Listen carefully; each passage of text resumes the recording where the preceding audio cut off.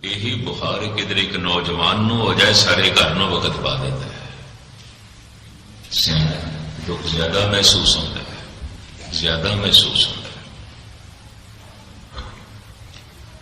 एक बुढ़ा तो थरथली मचा देगा क्योंकि बहुत सियाणा हो गया, बहुत ज्यादा, उन्होंने दुख ज्यादा प्रतीत होगा। महर्स करा जिसनों संसार दुख रूप प्रतीत नहीं होता, जे बच्चा है, नादान है, बालक बुद्ध अजे अजे कुछ सियाणा है, ये अचेत है, ये नादान है। तो हुण महर्स करते हैं एक बच्चा भी जितना दुखी हो सकता है, पशु इतने भी दुखी नहीं है। एक पशु भी जितने दुखी हो सकते हैं, पत्थर उतना भी दुखी नहीं है। यात्रा से पत्थर में शुरू हो गई। कई जन्म सैल गिर करया, ऐ बंदे पता नहीं कितनी मुदना तक तो पत्थर प्यारे हैं। पत्थर किसी को खुलासा करेंगे। गुरु अर्जन देव जी महाराज, गुरु रामदास जी की व्याख्या, कई जन्म सैल गिर करया, गिर पहाड़, पता नहीं कितनी मुद्दत तक तो पहाड़ों का पत्थर बनया रहे, फिर मिट्टी बने, फिर वनस्पति बने, फिर वनस्पति दे उछाल पैदा होया, कीड़े मकोड़े बने, फिर उन्हां च उछाल पैदा होया, पशु पक्षी बने, फिर उन्हां च उमंग पैदा हुई, फिर तू मनुख बने। कदी कदी मनुखा च उमंग पैदा हो जाती है, परमात्मा हो जाते हैं, रब बनते, ईश्वर का रूप हो जाते हैं, फिर उत्थे पहुंच जाते हैं। तो महर्स करा जितना पीछे चले जाओ दुख नहीं है, पत्थरों की दुनिया च दुख नहीं है। अगे चले जाइए, कीड़े मकोड़े की दुनिया थोड़ा है, इतना नहीं है, थोड़ा है, बहुत मामूली। थोड़ा फिर दुख वध जाता है पंछियों की दुनिया च, पशुओं की दुनिया च, पर इतना नहीं है जितना कि मनुखों की दुनिया च है। पर मनुखों दे च भी मूर्ख लोगों की दुनिया च इतना दुख नहीं है जितना सियाणा। कोई मनुख कितना क दुखी है, कहते हैं उसकी सियाणप तो पता चलेगा, उसकी सियाणप तो पता चलेगा। मिर्जा गालिब कहते ने परेशानियां सारे जहां की समेट कर, है खुदा कमाल दी गल है। सारी दुनिया दे कट्ठे कीते तू दुख बेचैनियां परेशानियां, ते खुदा जब तेरे कोल होर कुछ बन नहीं सके, कमाल दी गल करता है। परेशानियां सारे जहां की समेट कर, जब कुछ ना बना तो मेरा दिल बना दिया। मतलब सारी दुनिया दियां मुसीबतां बेचैनियां परेशानियां तू कट्ठियां की तू, जब तेरे को कुछ और बन नहीं सके तो तू मेरा दिल दिमाग बनाया, और कि मैं इतना बेचैन, मैं इतना दुखी। कोई सुख रूप संसार नहीं है। गुरु नानक के दिन सब दुखी, नानक दुखी सब संसार। जिस अद्धी रात नूं महात्मा बुद्ध ने अपना घर छोड़िया सी,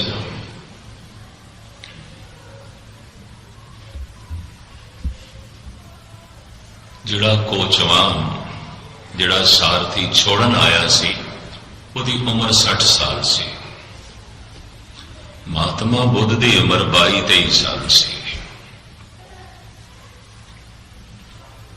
ये बुढ़ा सारथी महात्मा बुद्ध नूं समझांदा है, सारी जिंदगी लोग पापड़ बेलते हैं, इस तरह के महल नहीं मिलते जो तू छोड़ के जा रहे। सारी जिंदगी लोग खज्जल खुआर होंदे हैं, ये धन संपदा नहीं मिलती जो तू छोड़ के जा रहे। कितनिया दी ये चाहत आती है, आज्ञाकारी ते सुंदर पत्नी मिले, तेनों मिली हुई है और तू छोड़ के जा रहे हैं। कई दफा एक सुंदर बालक लई, बच्चे लई, लड़के लई लोग तरसते रह जाते हैं, तेरे घर सुंदर बालक होया, छोड़ के जा रहे हैं। ऐसा की कुछ है जो तेरे कोल नहीं है, क्यों जा रहे हैं? रोंदा होया समझाता है। ऐसा की है जो तेरे कोल नहीं है। तो पता है महात्मा बुद्ध ने की किया? चैन नहीं है, सुकून नहीं है, सुख नहीं है। पत्नी है, सुख नहीं है। बच्चा है, सुख नहीं है। सोने सोने महल हैगे ने, सुख नहीं है। मां बाप हैगे ने, सुख नहीं है। पत्नी हैगी है, सुख नहीं है। धन संपदा हैगी है, सुख नहीं है। तेनू उन्हां च सुख दिखाई देंदा, मैनू इन्हां च पांबड़ दिखाई देंदा। मैं की करा? रोंदा है, कदमां ते पैंदा है, ਉਹਦੇ पैरी पैंदा। देख अपनी जवानी, कहंदा की देखा? मैं बुढ़ियां नूं वेख रहा। देख अपनी सुंदरता, मैं की देखा? मैं करूप लोगां नूं देखदा पिया, बीमारां नूं देखदा पिया। देख अपना ऐशो आराम, की मैं खाक देखा? मैं बिलकदे बंदे देखदा पिया। अर्थियां उठ रही हैं, लाशां उठ रही हैं, जलदे देखदा पिया। सारथी तेनों कुछ होर दिखाई देंदा, मैं की करा? मैनू कुछ होर दिखाई देंदा। देखण देखण दी गल है। बाबर नू दिखाई देंदा है मौजां ही मौजां ने। दुनिया बड़ी रंगीन है, बड़ी रंगीन है। आखिरी मुगल सम्राट बहादुर शाह नू दिखाई देंदा है कुछ भी नहीं, कुछ भी नहीं, कुछ भी नहीं, सिवाय दुखों तो होर कुछ भी नहीं। धन गुरु नानक देव जी महाराज एक बड़ा सोहना नक्शा खिंच रहे हैं। दुख किया पंडा खुलियां, सुख नानक से। किसी भी बंदे को खोल के देख लो, खोल के देख लो, सिवाय दुख तो और कुछ भी नहीं है। दुख ही दुख। 12 साल की साधना करके जब परम आनंद की झलक महात्मा बुद्ध नूं मिली ना, तो वापस घर आया। मां तो गुजर चुकी सी, मां नहीं सी। मां छोटे होंदे ही गुजर गई सी।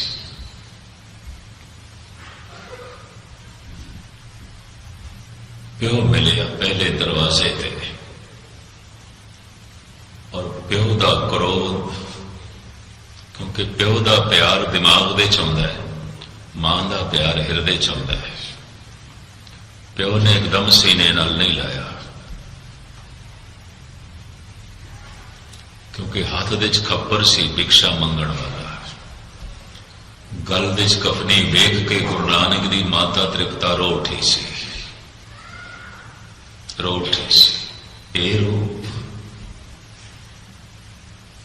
हाथ दे च खप्पर देख के प्यो क्रोधित हो गए। बड़ी ताड़ना की थी। जिंदगी दे 12 साल कीमती तू जाया कीते, बर्बाद कीते। साडे घराने इस तरह का कोई दर दर का भिखारी नहीं बनिया। अज तक तेरे खबर भिक्षा मंगदा पिया। असी लखां का दान करते हैं तो भिक्षा मंगदा फिरदा। की हालत बनाई है? तू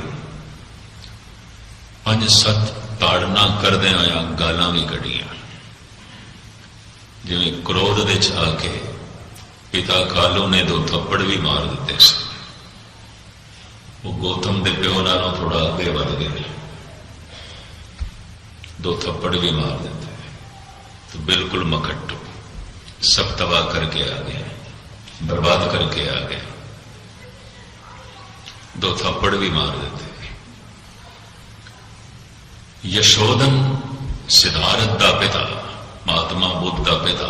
महात्मा बुद्ध का नाम सी सिद्धार्थ। सिद्धार्थ का पिता यशोधन। थप्पड़ ते नहीं मारे, गालां कढ़ियां ने,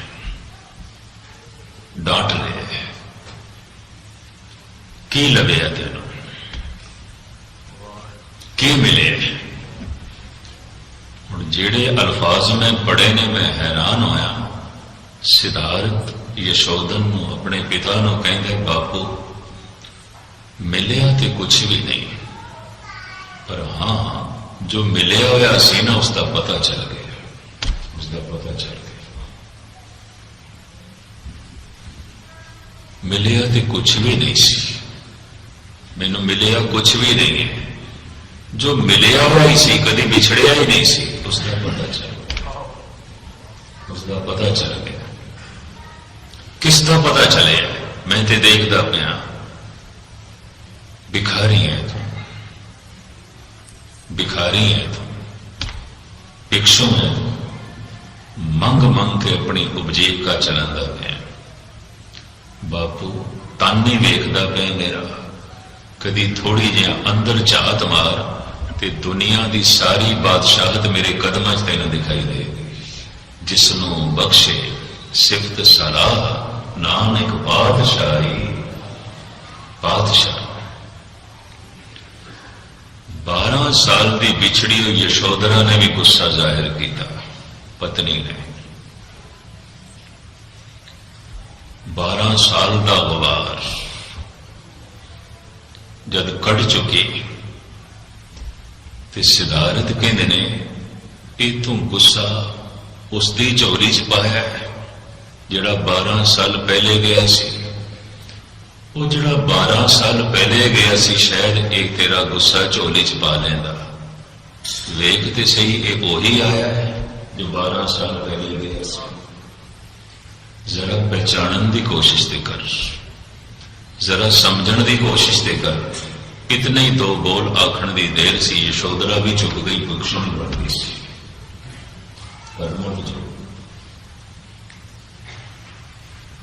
लेकिन रोंदी हुई कहती है एक लौता लड़का इसदे लई की है, इहदी वसीयत तुहाडे कोल की है?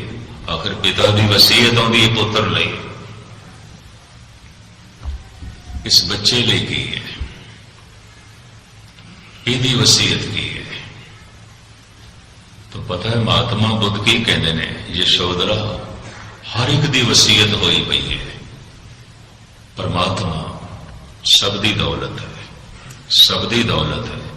एक सिमरना कोल सी बच्चे नूं पकड़ा दिता, यही मेरी वसीयत है, कुछ और कुछ नहीं। तो मैं अर्ज करा जितने चिर तक सारा जगत दुख ना प्रतीत होवे, जीवन दुख ना प्रतीत होवे, परिवार दुख ना प्रतीत होवे, और ये भी समझ आ जाए कम से कम मेरी लोड़ां की पूर्ति हो सकती है, सुख नहीं मिल सकता। पत्नी तो मेरी लोड़ां की पूर्ति हो सकती है, सुख नहीं मिल सकता। पति तो मेरी लोड़ां की पूर्ति हो सकती है, सुख नहीं मिल सकता। मित्रा तो मेरी लोड़ां की पूर्ति हो सकती है, धन संपदा तो मेरी लोड़ां की पूर्ति हो सकती है, सुख नहीं मिल सकता। दुख बनिया ही रहेगा। धन मिल गए, दुख बनिया रहेगा, लोड़ां की पूर्ति हो गई। लड़का हो गया, लड़की हो गई, औलाद मिल गई, लोड़ां की पूर्ति हो गई, दुख ते बनिया। तो क्या पुत्रा वाले दुखी नहीं ने? ज्यादा दुखी देखे गए ने। पत्नी मिल गई, पति मिल गया, लोड़ां की पूर्ति हो गई, पर दुख ते अपनी थां ते बने आया है। कम धंधा मिल गया, रहन को सोना मकान मिल गया, तरह तरह के पदार्थ मिल गए, लोड़ां की पूर्ति हो गई, दुख ते अपनी थां ते बने आया है। इस तरह जिसनों प्रतीत हो जाए निराश हो जाता है, उदास हो जाता है। पर कभी दिनकर दे ख्याल जिस दिन मैं पढ़े सन मेरा मन बड़ा प्रभावित होया। मैं कई इस तरह की सोचने वाले मनुख भी मौजूद है। वो कहता जी सकता है मनुख 40 दिन रोटी तो बिना, जी सकता है मनुख पानी तो बिना 3 दिन, जी सकता है श्वासां तो बिना भी 8 मिनट, नहीं जी सकता 1 सेकंड भी मनुख आस तो बिना, आसा तो बिना, इच्छा तो बिना, कामना तो बिना। आशा जलाई जा रही है, आशा। आज सुख नहीं मिलेगा, कल मिलेगा, आशा कल ते ले जाए। आज कामना पूरी नहीं हुई, कल पूरी होगी। पर अगर आपकी पकड़ दे गल आवे तो मैं अर्ज करा ख्वाहिशां कदी किसी दियां नहीं पूरी होंदियां ही नहीं।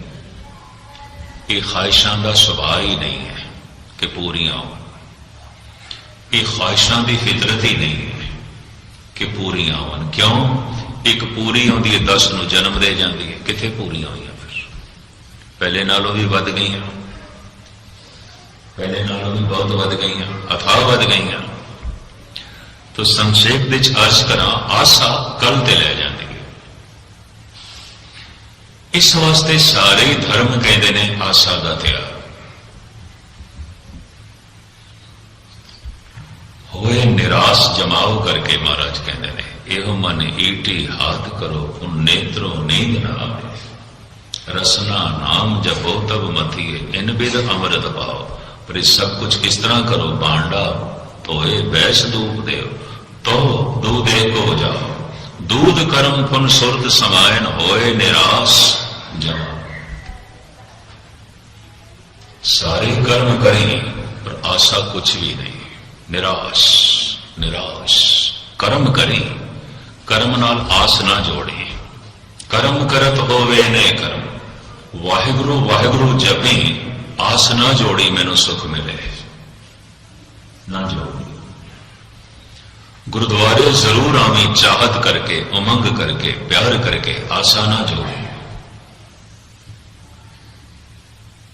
बाणी जरूर पढ़ी तो कीर्तन जरूर करी, कीर्तन जरूर कर सुनी, आशा ना जोड़ी। काहू फल की इच्छा नहीं बाछे, केवल भगत कीर्तन संग राजे। बड़ी औखी है। इच्छा ही तो गुरुद्वारे ले आई है, इच्छा ही पाठ रखवांदी है, इच्छा ही साडे को लंगर करवांदी है, इच्छा ही दान पुण्य करांदी है। काहू फल की इच्छा नहीं बाचे, केवल भगत कीर्तन संग राजे। कीर्तन सुन, बस सुन ले कीर्तन सुन, पाठ कर, करन ले पाठ कर। गुरुद्वारे आ, गुरु ले गुरुद्वारे आ। छड़ इच्छा नो, छड़ आशा, आशा मनसा सगल ते आ गए। आशा अज ते पूरी होनी नहीं तो आशा कल दे चले जाएगी, अज कीर्तन ही नहीं सुनेंगे। आशा कल दे चले जाएगी, अज पाठ ही नहीं करने देगी। आशा कल दे चले जाएगी, मजाले सेवा करन देवे, कल दे च मनुख जीवे, आने वाले कल दे च। आशा तो कल दे च रह जाएगी। इस वास्ते जोर लांदे ने महापुरुष आस दा त्याग। आशा मनसा सगल ते आ गए। ये मैं बुनियादी गल्लां रख रहा, ये फोके लालच नहीं। आओ नाम जपो, थोड़ियां सारिया इच्छावां की पूर्ति होगी। जिथे जिथे शब्द इस तरह के हैं उन्होंने भी मतलब इन्हें सारिया इच्छावां खत्म हो जाए, रहेगी नहीं। नाम जपण नाल की होता है? कुछ बहुत निर्मल कामना है, परम आनंद दी, नाम दी, प्रभु की पूरी हो जाती है। सारिया ख्वाहिशावां मिट जाती, बाकी रही नहीं, रही नहीं। नाम का यह फल है। और हुण बंदा ये सोचे नाम का फल ही है मेरिया दुनियावियां इच्छावां पूरियां होन, तो किसदियां पूरियां होईयां अज तक? पहले कोई एक मनुख का तो ना लाओ, सारे ही रोंदे मिलणगे, यह गल नहीं बनी, यह गल नहीं बनी, यह गल नहीं बनी। संसार का सारा इतिहास रोंदे पिटदियां का इतिहास है। मैनू एक गाथा चेते आई, बिस्तरे मरकते सी ईरान का बादशाह फिरदौसी का जमाना। ईरान की धरती ने बड़े अच्छे अच्छे संत पैदा किए हैं। हिंदुस्तान तो बाद अगर कोई चोटी के संत पैदा हुए ने तो फिर चीन देश ते ईरान देश, इन्होंने दो देशों ने अच्छे अच्छे संत पैदा किए हैं। ईरान देश फिरदौसी होया, शेख सादी होया, हाफिज होया, मौलाना रूम होया, शम्स तबरेज होया,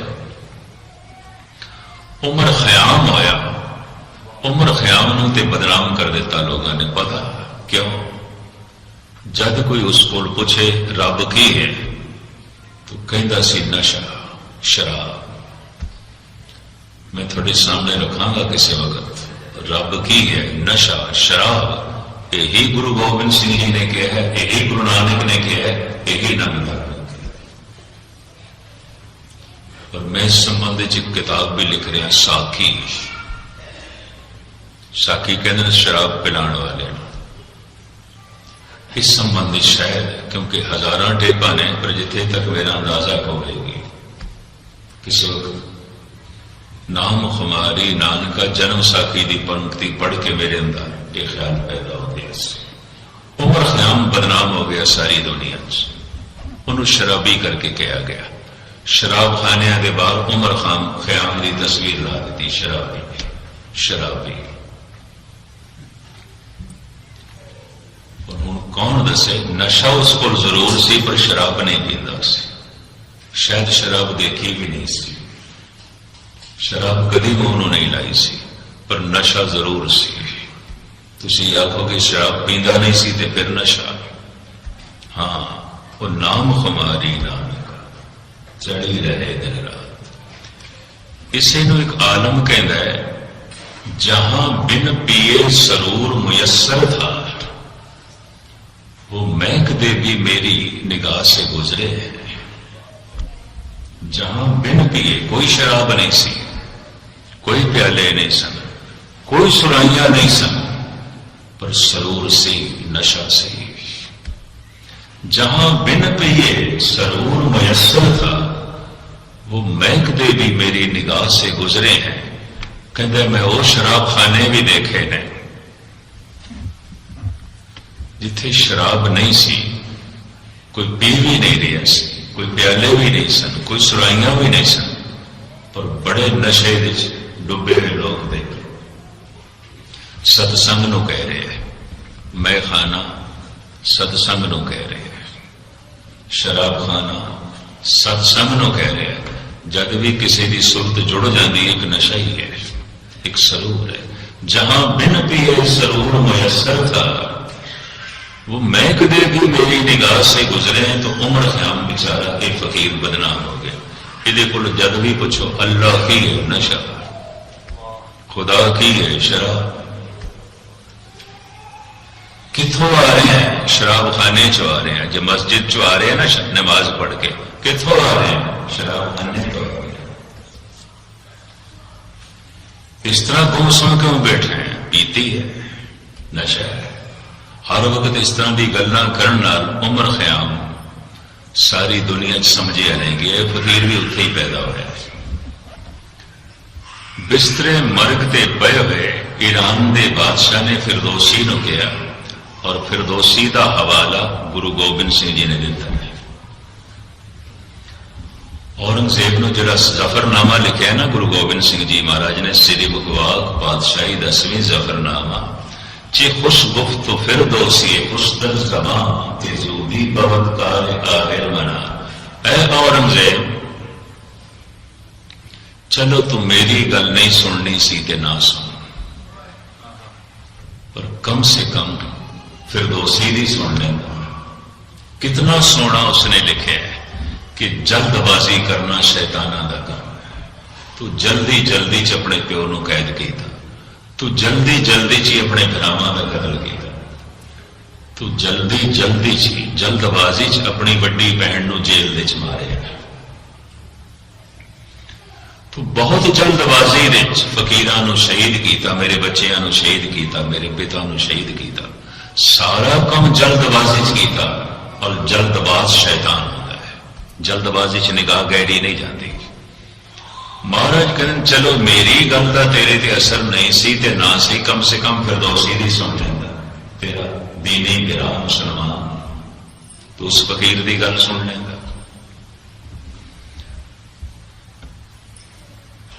ईरान के शहर तेहरान में देखा एक बड़े बाजार, सड़क का नाम सी शाहराए फिरदौसी।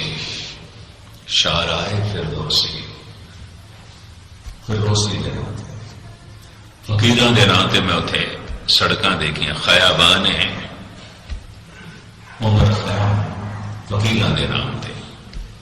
मैं तो हिंदुस्तान ये आवाज उठाई सी, सारी सड़कों के नाम फकीरां के नाम से, भगतां के नाम से चाहिए, संतां के नाम से।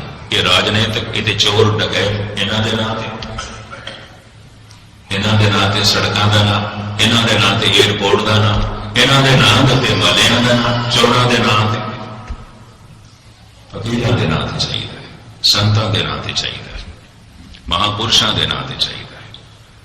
धार्मिक देश है, सारे धार्मिक पुरखों को पिछे सुट के राजनीतिक शिखर से बैठन सिर ते आण चढ़े।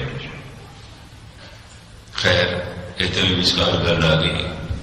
ईरान के शहनशाह ने फिरदौसी नूं आख्या, मैं चाहना मरण तो पहले सारे संसार का जो खास इतिहास है ये मैं पढ़ लूं। तू मेहनत करेगा इतिहास लिखण की। सारी दुनिया जो खास खास घटनावां हुई हैं, खास खास मनुख होए ने, खास खास उतार चढ़ाव होए ने, तो लिख सकता है। अगर लिख सकता है तो अज ही लिखना शुरू कर। मैं पढ़ना चाहना, मैं जानना चाहना। फिरदौसी ने कहा, मैं लिख सकता, पर हुण मैं ये नहीं कह सकता तुसी पढ़ सकोगे कि नहीं। मैं लिख सकता